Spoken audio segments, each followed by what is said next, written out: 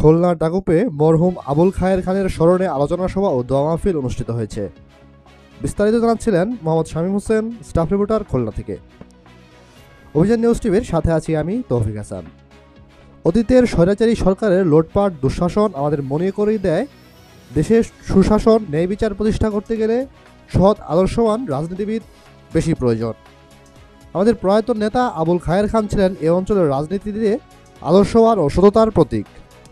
তার আদর্শকে ধারণ করে শহীদ জিয়ার রাজনীতি প্রতিষ্ঠায় দেশনায়ক তারেক রহমানের নির্দেশনা অনুযায়ী বিএনপির সকল নেতাকর্মীদের আগামীর নির্বাচনে চ্যালেঞ্জ গ্রহণের জন্য প্রস্তুত থাকতে হবে।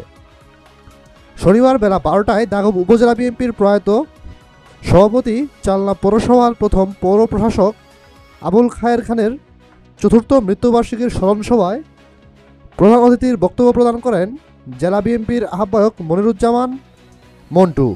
তিনি তার বক্তব্যে এসব কথা বলেন। সালে আবুল খায়ের খান, সেই আবুল খায়ের খান প্রশাসকীয় ঘর করে বাংলাদেশে